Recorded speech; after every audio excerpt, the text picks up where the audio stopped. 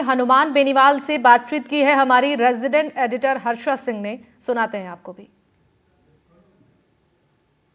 Sir में हमारे साथ है हनुमान बेनीवाल, जो अभी आरएलपी की आपकी वाइफ अभी उम्मीदवार रही है इसमें, लेकिन जो उम्मीद थी आपको वो यहाँ पर थोड़ा निराशाजनक दिख रहा है।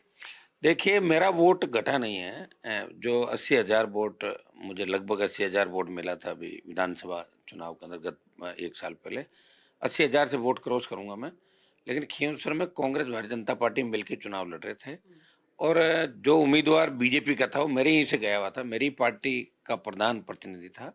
और उसके बाद सरकार ने जिस तरह दुरुपयोग किया सत्ता का, 5 करोड़ रुपए हमारे विधायक कोष का जो था वो रोक लिया, उसमें हाईकोर्ट गया हूँ मैं।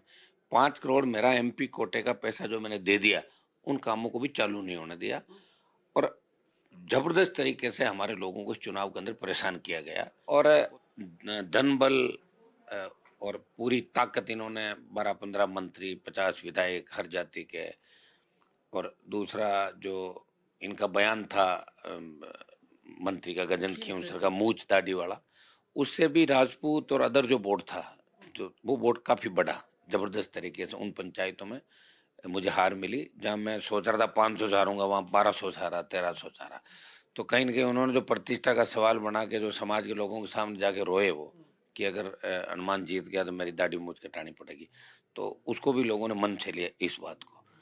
और बाकी मेरा प्रदर्शन कोई खराब नहीं रहा। हमारा एक जीरो से हमारी शुरुआत है, खुद का ही जीरो से शुरू किया हुआ, ग्रास रूट से उठे हुए लोग हैं हम। तो मेरे हिसाब से ठीक है, आगे सब कुछ ठीक हो जाएगा। अब चलता रहता है उतार चढ़ाव राजनीति के अंदर, आपने देखा है।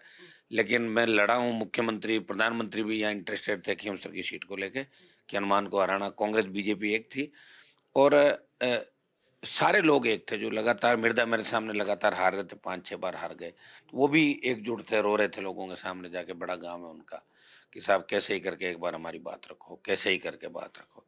और इन्होंने इस बार खूब पैसे बांटे चुनाव के अंदर जम के। सरकार की इज्जत का सवाल था। सरकार ये कह रही थी हनुमान बेनीवाल की आरएलपी तो हारनी ही चाहिए, इतना जोर शायद इन्होंने राजस्थान में दूसरी किसी सीट पर नहीं लगाया।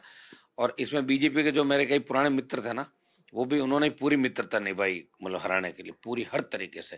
पहले ही दिन से, जब दिसंबर में सरकार बनी, उससे लेके 1 साल का जो पीरियड है, उसमें पूरी भारतीय जनता पार्टी खुल के सत्ता का दुरुपयोग कर रही थी। आयोग बेसहारा नजर आ रहा था, जिस तरह हमारे लोगों को परेशान किया, गुंडागर्दी यहाँ पे की गई। वो तो मेरे कार्यकर्ता बड़े मजबूत रहे, नर्वस नहीं हुए और लगातार डटे रहे। ऐसा नहीं, मुझे जहाँ वोट मिलने चाहिए थे वहाँ वोट मुझे ज्यादा ही मिले, कम नहीं मिले।